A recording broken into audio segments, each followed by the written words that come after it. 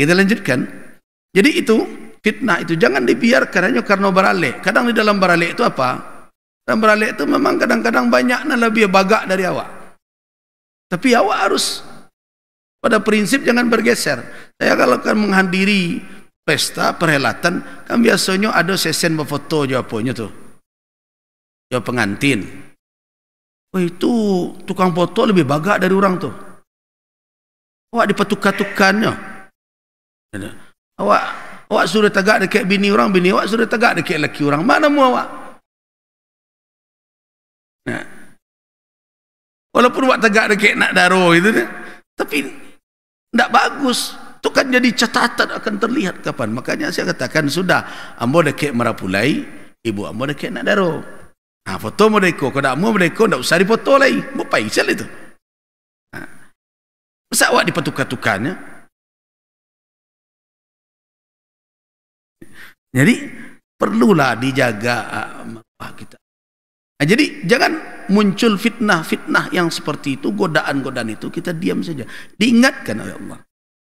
La yaftinannakum syaitan. Nah ini konsep ya dalam berlibas, berpakaian. Nah, ini pakaian li ajlin nazar. Nah, sekarang bagaimana pakaian li ajlil ibadah? Mari kita baca.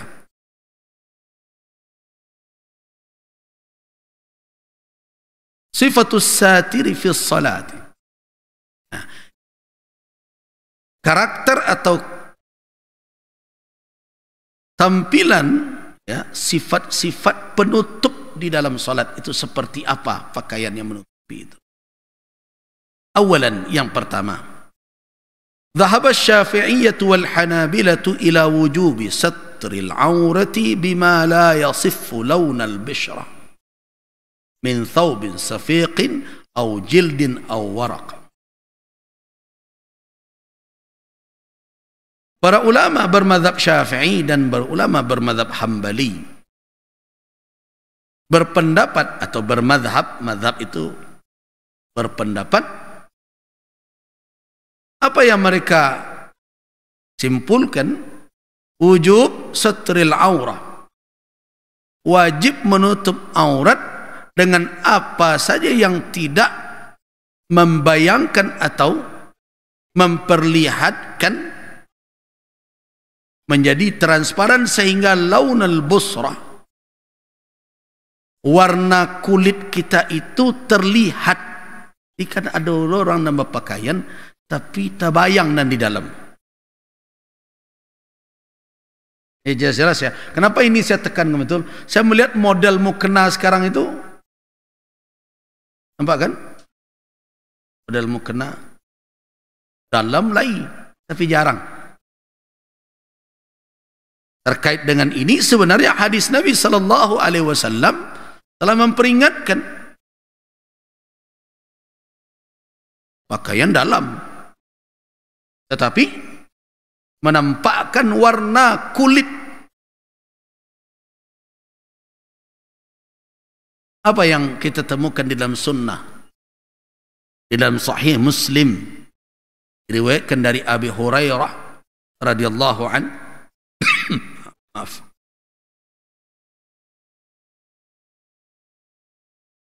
Sinfani min ahli an-nari lam arahuma. Ada dua kelompok, ya, dua kelompok min ahli nar, merupakan penduduk neraka. Lam arahuma, saya belum melihat keduanya. Artinya apa? Di masa Nabi sallallahu alaihi wasallam, masa Nabi itu kepatuhan orang kepada tuntunan berpakaian benar-benar maksimal. Jangan dikatakan bahwa berpakaian menutup aurat ini tradisi Arab. Tidak. Orang Arab tidak ada bertradisi seperti ini dahulu. Tradisi Arab itu ada juga menutup kepala, tetapi tutup kepala mereka itu diulurkan ke belakang punggung. Di kepala di selendang, tapi ujung selendang ke belakang. Akibatnya apa? Leher terbuka dan belahan baju pada dada juga singkap. Itu kalau orang hidup di Arab melihat pakaian tradisional Arab yang hari ini dipakai oleh biasanya anak-anak kecil, apalagi ketika festival-festival sya'abi ya, festival-festival rakyat mereka itu nampak tuh pakaian. Kadang pakai ada tutup kepalanya itu ada seperti uang bulat-bulatan berwarna emas dan perak, kadang seperti mahkotanya. Nah, seperti itulah. Nah, kan kebetulan saya pernah melihat juga biasa anak-anak kecil. Nah, kalau di Mesir bukan anak kecil saja, orang beranak kecil pun pakai itu juga sebagian. Karena kan di situ gaya hidup di Mesir itu hampir mirip-mirip dengan kita. Jadi tidak bisa dibayangkan bahwa di sana itu orang hijab semua, tidak begitu. Orang yang pernah ke Mesir tahu. Mesir itu masyarakatnya ada sebagian yang komitmen keagamannya tinggi, ada juga yang tidak. Kalau malam-malam, saya dulu kan sering jalan sendiri, kadang capek, habis hadiri majelis ini, majelis itu, duduklah di tepi Nil. Ngeri kita melihatnya. Melihatnya, sana orang berdua-duaan, ya sama seperti di. Nah, kita melihat itu di dalam tradisi-tradisi dia, bahkan di hari-hari raya, mereka datang dari Rif ya, dari perkampungan kota, ya, jalan misalnya ke kebun binatang, ke taman-taman, ya, itu mereka. Termasuk juga, tahu enggak Bapak dan Ibu, tari-tari yang perempuan nari-nari, istilah tari perut itu tradisi bagi mereka itu. Maka kalau di tempat umum untung saja tidak lepas pakaiannya, berhijab juga, tapi bergoyang juga. Sekarang itu pula yang terjadi pada itu gayanya mereka. Di hari raya dahulu kalau kita pergi ke kota, ke taman-taman, kalau kita kan kalau mau dengarkan bacaan Quran, tartil, ada yang dengarkan nasyid-nasyid, itu kan pakai Walkman dahulu. Pakai. Kalau mereka enggak, menikompo di sandangnya. Gitu. Nah, cuma banyak pula yang menarik. Saya yang menarik ketika jadi catatan itu adalah mereka tidak memisahkan belajar kawan-kawan kita yang yang tunanetra dengan kita, sama belajar. Sama belajar dengan orang yang normal melihat. Ada teman satu lokal, Said namanya. Itu kalau datang bukan bawa Walkman untuk merekam. Mereka kan sambil dengarkan juga merekam. Kalau masuk dia itu, kadang-kadang ada juga yang nakal. Tapi yang saya salut, hafalannya itu memang kuat. Ya karena mungkin matanya tidak banyak berbuat, hampir tidak berbuat dosa ya. Nah, ingat, kalau saya pernah juga ngerjain dia sekali. Mainin Said dia. Nah, dia masuk, kita bimbing dia. Dia kalau datang dia rajin, ya bimbing. Kita bawa bukan ke lokal kita. Dia tahu tuh. Ada lain selfas. Ini bukan lokal saya nih, dia bilang. Ini bukan. Tahu dia, ingat dia. Nah, kalau dosen mau memberi pengajaran begini, dia nggak mau duduk. Dia berdiri terus dekat dosen. Kenapa? Ini tip mini komponya ada dekat dosen itu. Dia merekam, mulai aja bicara. Dulu kan pakai kaset ya. Gitu ya. Lucu tuh, kalau dia mau bertanya kepada dosen, tunjuknya kadang sampai ke kening dosen. Ya, dokter ini soal, dia bilang kan dia kan nampak sampai. Dosen ketawa aja. Ada hal-hal yang bisa kita ambil ya dari apa daerah yang kita kunjungi. Ada juga yang kita juga harus selektif juga gitu. Nah, itu kira-kira. Jadi gaya-gaya berpakaian itu sebenarnya bisa terlihat di dalam catatan sejarah. Bagaimana kondisi dan keadaan. Perlu ingat betul ya. Jadi tidak mudah saja mengatakan, oh ini tradisi jahiliyah dulu nih, ini orang Arab. Tidak, orang Arab tidak begitu. Jadi yang sekarang ini, yang ibu-ibu pakai menutup aurat itu adalah busana Islami. Islam yang mengajarkan demikian. Jadi kata Nabi, lam arahuma, saya belum melihat dua kelompok itu. Nah, artinya di zaman Nabi mereka belum eksis, kira-kira begitu. Apa itu? Yang pertama, qaumun ma'ahum siyatun ka'adnabil baqari yadribuna bihan nas. Yang pertama adalah sekelompok orang yang memiliki pecut. Siyat itu jamak dari saud, dari saud. Saud itu pecut, palambui, palacuy.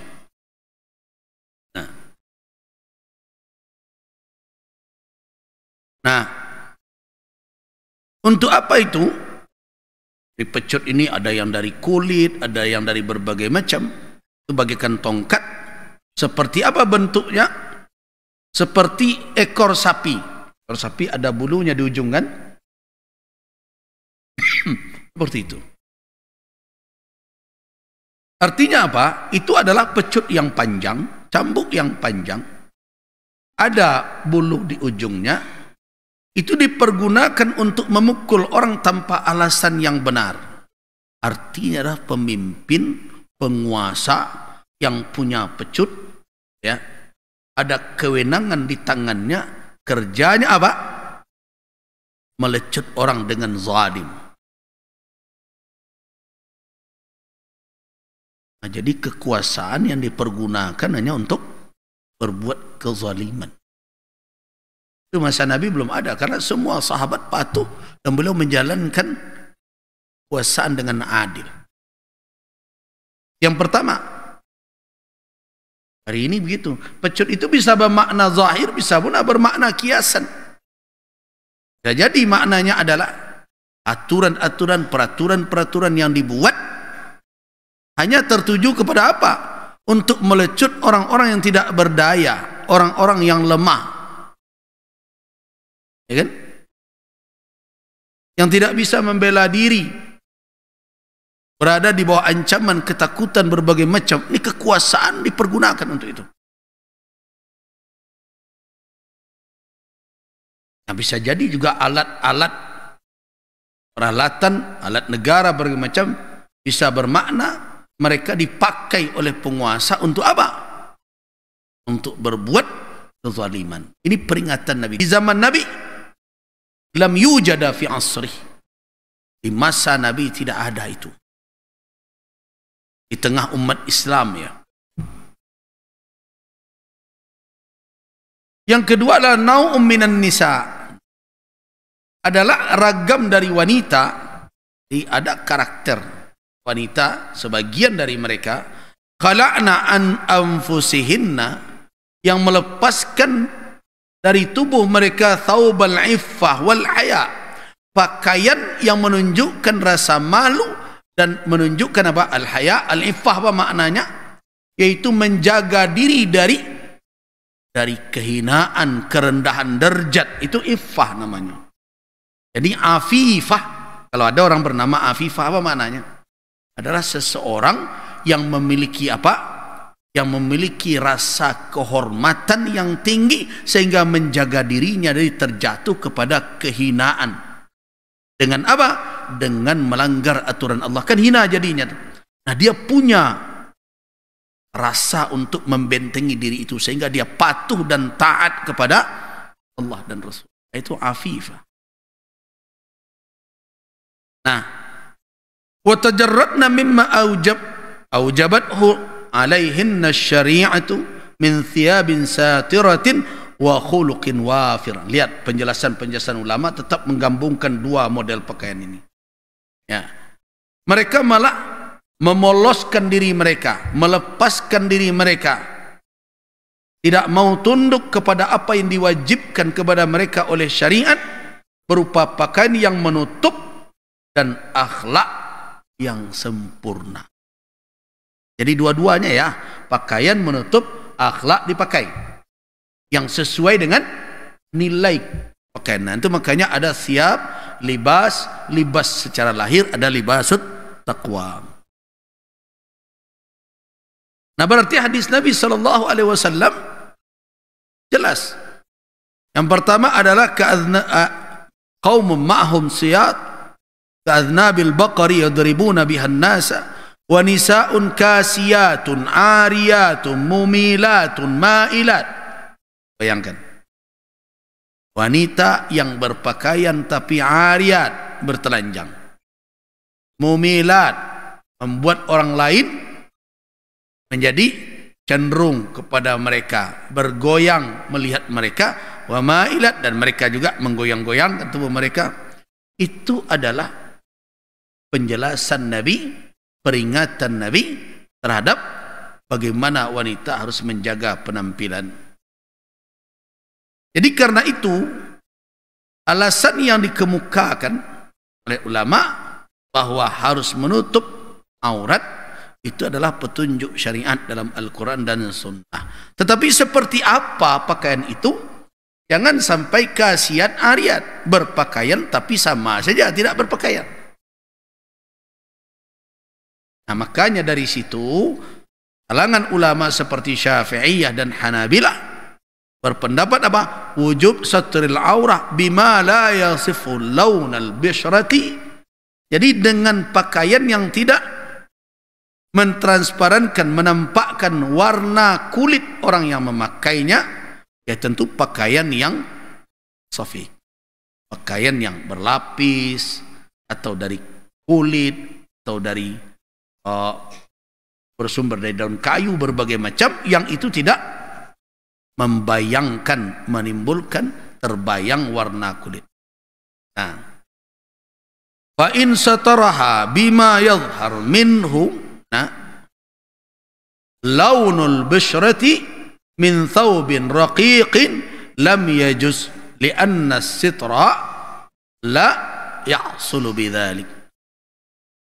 Jadi jelas-jelas, fa in sataraha, kalau dia tutupi tubuhnya dengan pakaian yadhhar minhu, tetap saja terlihat dari pakaian itu launul basyrah, warna kulit, karena disebabkan min thawbin raqiqin, karena pakaian yang tipis, lam yajuz, tidak boleh. Lianna sitra, kenapa? Karena ketertutupan la yahsulu bidzalik, tidak terwujud. Jadi tidak tertutup namanya tu kalau nampak je kulit di dalam. Nah, wa qala ashabus Syafi'i, para sahabat al-Imam Asy-Syafi'i berpendapat yajibus satra, yajibus satru, wajib menutup bima yahulu bainan nazir wa launil bisrah, bainan naziri wa launil bisrah, wajib menutup dengan apa saja yang bisa menghambat antara orang yang melihat dengan kulit, dengan warna kulit orang yang makainya. Wala yakfi thawbun raqiq, tidak cukup dijadikan penutup di dalam salat itu, termasuk juga di luar. Karena jelas yang disuruh tutup karena penglihatan mata mesti tertutup karena ibadah. Tapi tidak semua yang tertutup karena ibadah harus tertutup ketika persoalan penglihatan mata. Jadi begitu. Jadi tidak cukup hanya dengan kain yang tipis, jelas tidak. Yusyahid mu'tadilun nazar min waraihi sawadal bishrati au bayadaha. Kalau masih terlihat juga dengan pandangan yang tidak perlu harus menusuk betul melihatnya. Orang cik awak tak perlu ditanik banana, sepintas lalu saja nampak je kulitnya tu. Nah, itu tidak cukup dipakai sebagai. Karena itu perlu Kalau nampak jo hitam kulit awak, putih kulit awak, merah kulit awak dalam, itu tidak pakaian itu. Untuk dibawa keluar, untuk beribadah, salat. Itu pakai saja awak surang dalam kamar atau di dekat suami kita. Jadi itu adalah pendapat tentang warna, tentang tipis dan tebalnya.